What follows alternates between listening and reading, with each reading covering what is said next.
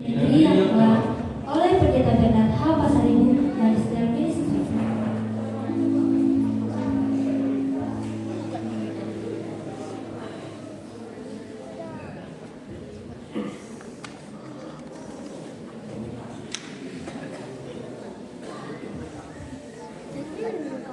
Sebagai pemerannya yaitu Bang Argen sebagai Henry, Virgi sebagai Samuel,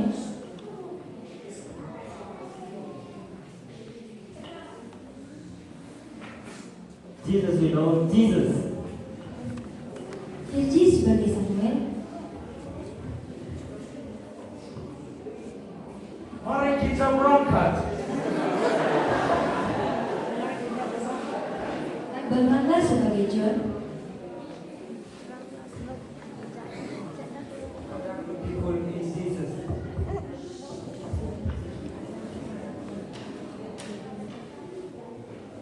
Bang Gin sebagai pengawal satu,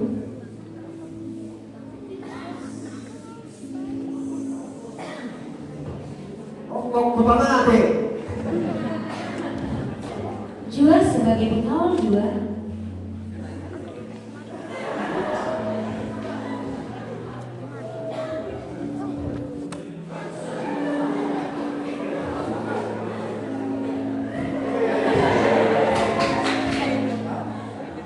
Sebentar, sebentar. Jeremia sebagai pengawal tiga,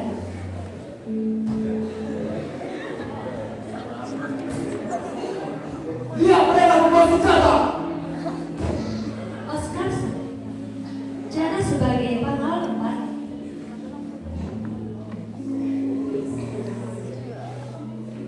Ikut kuliah sudah. Bang Kukuli sebagai raja,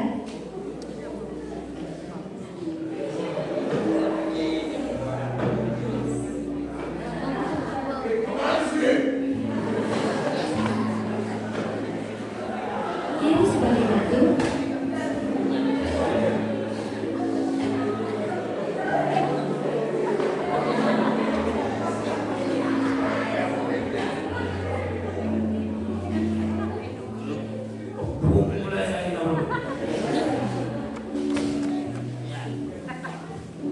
Ceria dan Olive dan kawan-kawan sebagai ibu,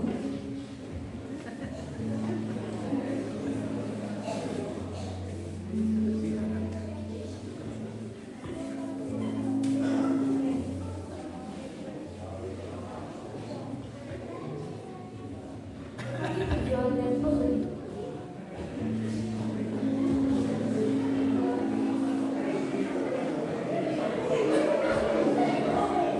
Gimana kesan Nino? Samuel sebagai Vincent,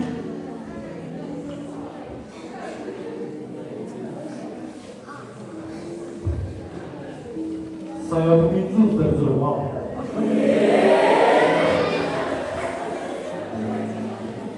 Dewi sebagai George,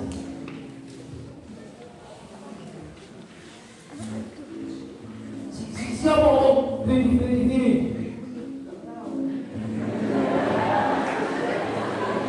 Rehan sebagai penerjemah,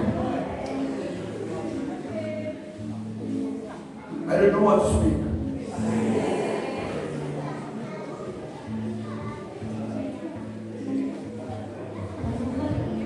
para pemulih.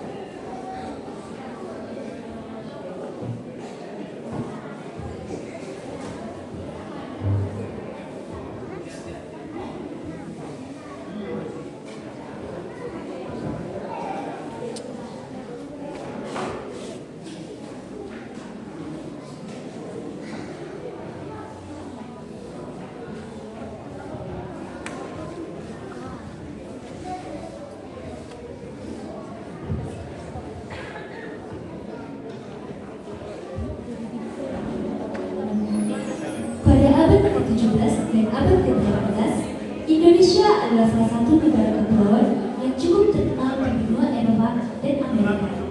Bangsa-bangsa di Eropa berlomba-lomba untuk datang dan menjajah negeri ini karena mereka ingin menguasai kekayaannya. Bersama dengan kedatangan mereka, mereka juga mendatangkan para penginjil-penginjil untuk melayani mereka dan untuk memberitakan Injil. Salah satu daerah yang cukup terkenal di dalam catatan para penginjil Eropa itu adalah Tapanuli atau Pendewatan. Daerah Tapanuli yang masih barbar menjadi salah satu daerah tujuan penginjil yang paling diinginkan para penginjil karena masih steril dari pengaruh agama-agama khususnya Islam yang sudah tersebar di Padang, Sumatera Barat.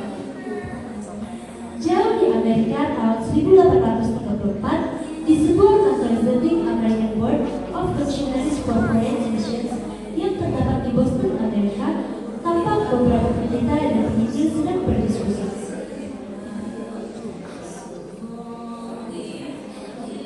Samuel, coba kamu tebak surat apa yang ada di tanganku ini?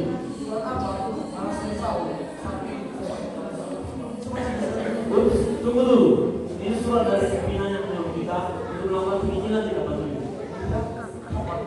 2 minggu dari sekarang, karena ada kapal-kapal yang berangkat dari sini. Tapi kita kan belum mempunyai informasi yang cukup tentang tadi. Tenang saja kawan, ini ada buletin tentang penginjilan dari pendeta Porto dan pendeta Ward dari Seni Baptis Budaya Society tentang Tapanuli atas Golgo.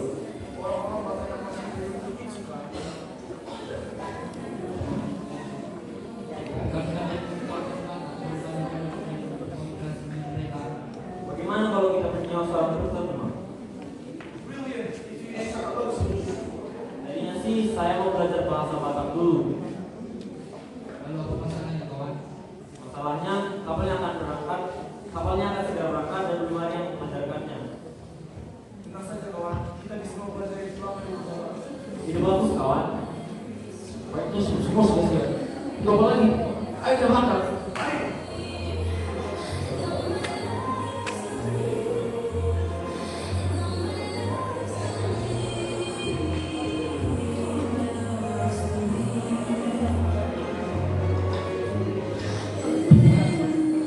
Samuel, Nutsol, dan Henry Limenford mulai mempersiapkan segala keperluan mereka.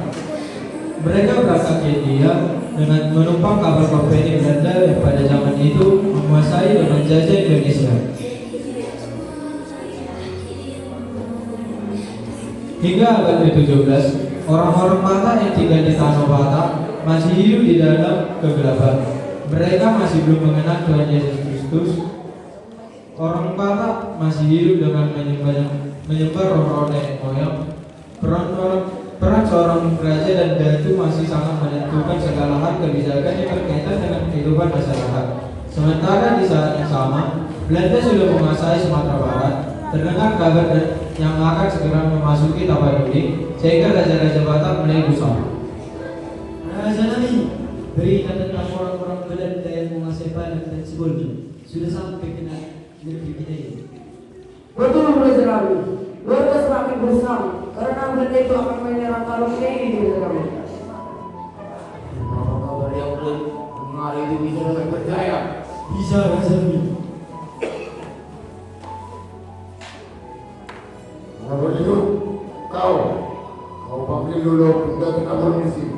Aku minta nasihat dari dia. Cepat. Baik, Raja Nabi. Permisi, Raja Nabi. Cepat kau ini.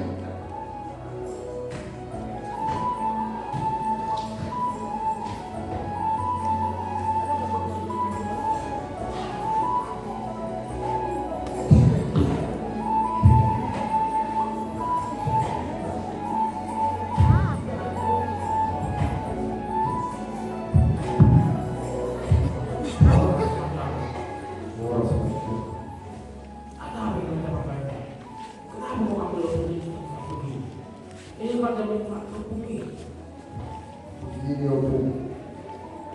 Dengar-dengar, sebentar mata sudah masuk ke wilayah itu. Jaya begini. Di mana kamu mengenai ini?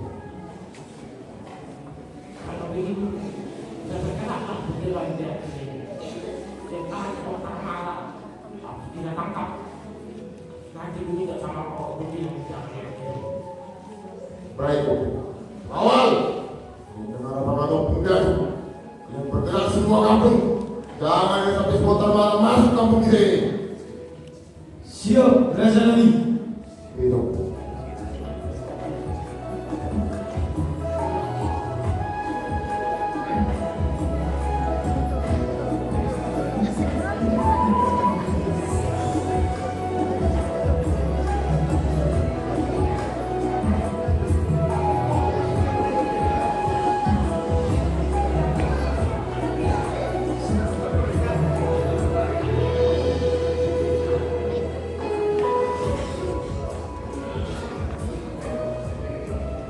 Di Sibolga, pendeta Henry Niman dan pendeta Samuel Monson sangat gila.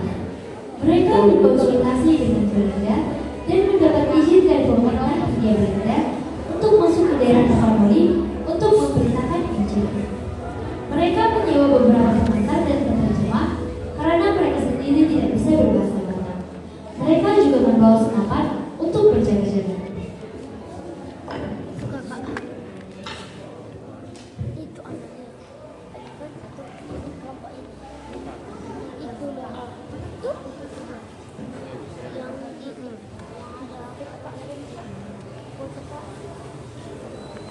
Hele, pernah kau tengok orang boleh bersuatu mutar ribut? Belum. Tapi kan, pasti mata lu berbeda gila. Kan sebentar mana? Pasti mata lu mutar. Iya lah, mana sebentar mana? Hele, berarti kalau mata pasti mutar pada ini. Betul. Di mana? Pasti mereka apa-apa berlaku. Cepat kamu kira beritahu Reza dan para lawan. hancurlah dunia.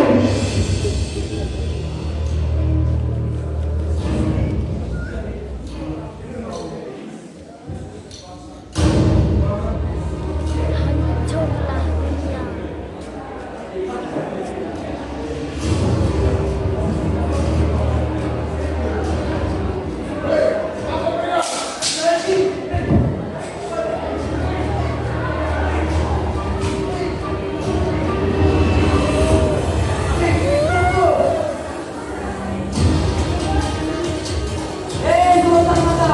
Kalau mata berleling, jadi rumah. Reza, lihat mereka masuk dalam. Pasti mereka mau mencari juga. Tunggu saja.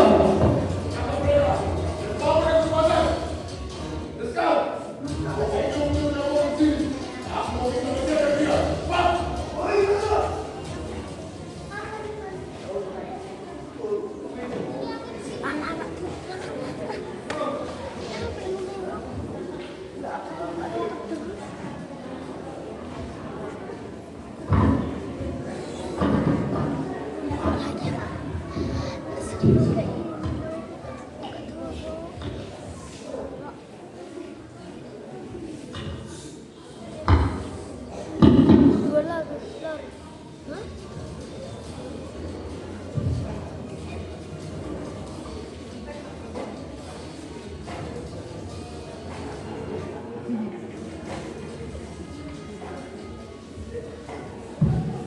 Orang semuanya.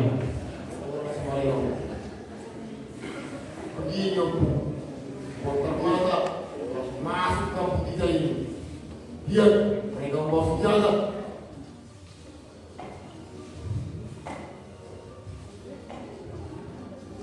Betul.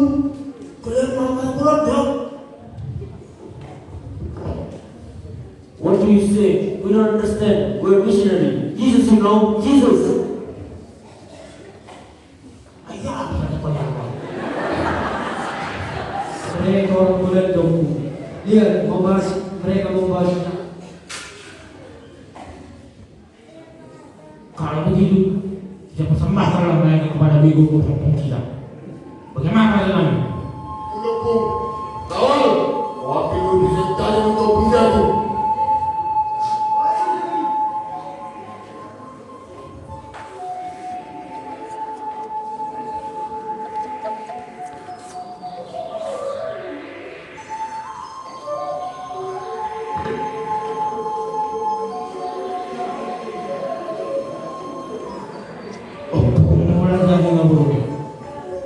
semua bumi dan muslimah, kami akan mempersembahkan surat permana ini kepadamu. Jauhkanlah bencana dari negeri kami. Terimalah persembahan kami. Ya.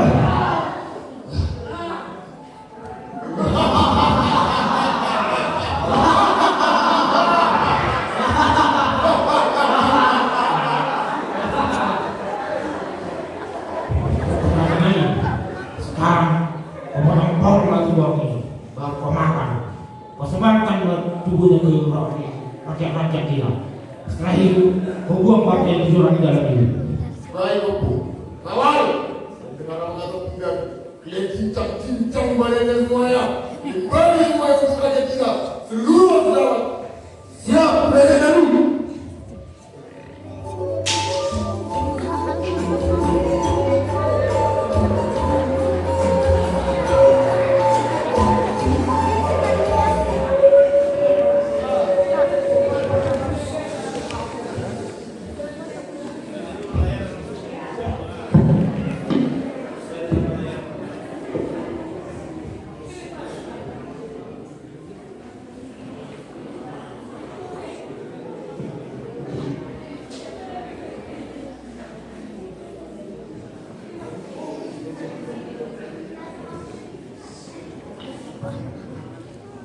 Berita tentang kematian Trio Bencianas ini beberapa tahun kemudian menjadi satu berita yang hangat di Eropa. Kematian mereka disebut-sebut karena dimakan orang Batak, menjadi salah satu motivasi yang kuat untuk Nomedsen segera datang menginjak ke tanah Batak. Tahun 1862, di bawah bendera Badan Penginjilan Misi Zerlik Gereja Protestan, dulunya AMG, yang berkantor pusat di Bremen, Jerman. Setelah berlayar di Padang, Nomedsen berangkat ke Sepiro. Di Sepiro, Nomedsen mulai mempelajari budaya dan bahasa Batak lebih mendalam, sehingga akhirnya ia siap berangkat masuk ke hutan Sumatera.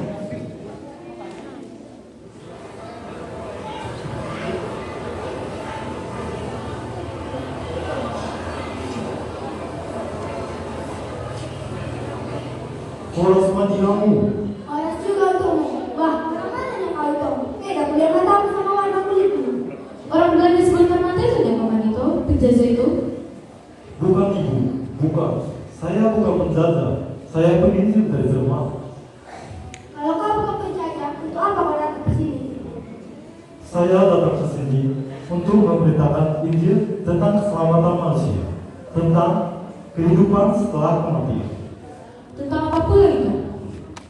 tentang Tuhan Allah, juru selamat dunia.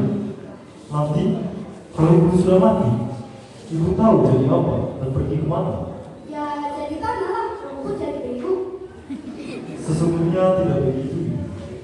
Masih ada fase kehidupan kedua setelah kematian. Hei kau semua mana? Apa yang kuasa keluarga kami? Kau pasti datang mengata-mata itu Belanda ya? Hei, pergi kau sekarang. Beritahukan kepada mereka ada sebuah termata yang masuk ke negeri kita ini. Cepat! Hei ibu!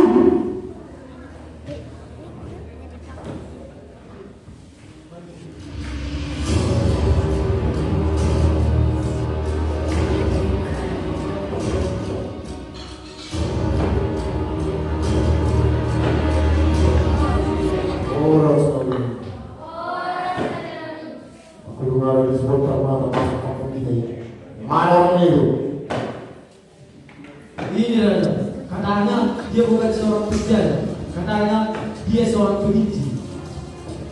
Tidak, saya tidak bercanda. Saya tidak orang Belanda. Saya penginjil dari Jerman.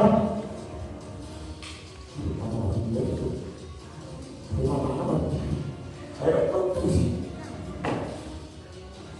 Kau pasti pada bilang tidak tahu. Apa sih kau bilang? Apa mis? Suara tadi. Itu dia. Kau tangkap dia. Kau ikat dia. Siap, Raja. Dan kau panggil bukan dengan polisi. Aku minta nasihat dari dia lagi. Baik, siap.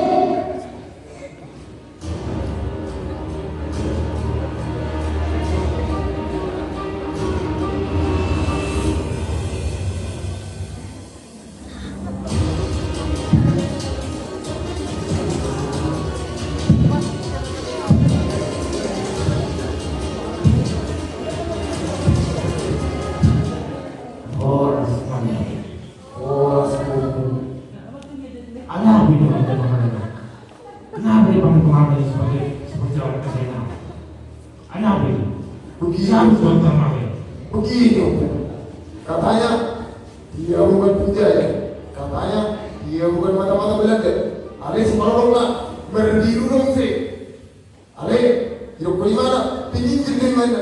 Di Royce, di anak kali. Bagaimana hidupku? Kalau begitu, kita persembahkan adalah kepada orang kita. Betul. Rancangan ini, tolong menunggu tidak begitu yang tanya. Awal, kau dengar apa kata Bunda itu? Kalian ambilkan dulu satu pisau yang sangat tajam ke sini. Baik.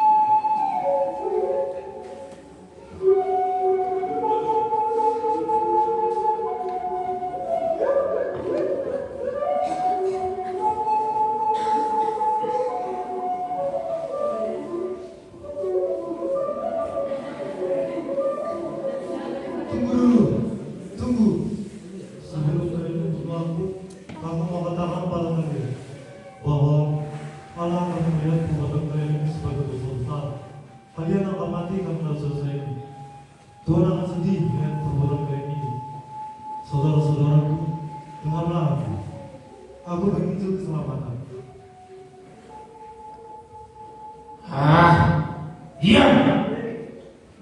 Kau orang Belanda. Kau mata-mata Belanda. Dan kau mati. Mulai dari dulu, penguasa bumi dan langit, kami akan mempersembahkan Termaya itu kepada. Jauhkanlah bencana dari negeri kami. Lindungilah kami.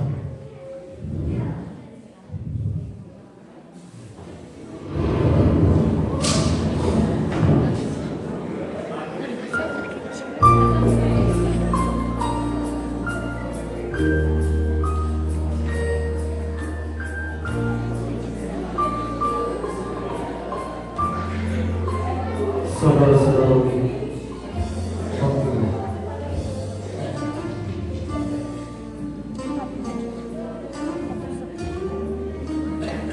sesungguhnya Tuhan tidak menginginkan kalian melakukan perbuatan dan kesalahan yang sama untuk kedua kalinya.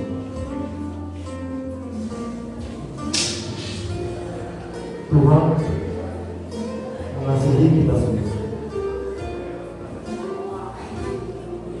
Tuhan tidak menginginkan kita semua mati. Menginginkan itu selamat.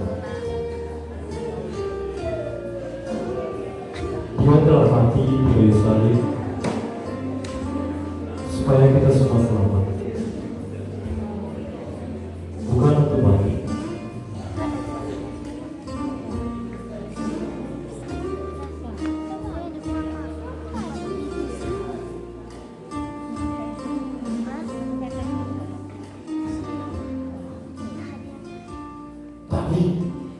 Kalau punya Tuhan, punya jadi nak boleh. kalian perlu mengenal Mulajani Nabulun itu. Mulajani Nabulun itu ialah Tuhan Allah yang menciptakan seluruh isi dunia ini, juga manusia. Dialah yang berkuasa di atas roh-roh dan kekuatan yang ada di dunia. Dialah yang dengan kasih-Nya telah mengutus aku supaya kita semua selamat. Lalu, apa yang harus kami lakukan supaya kami selamat? Percayalah kepada Tuhan Yesus. Apakah kalian semua mau percaya? Ya, kami percaya.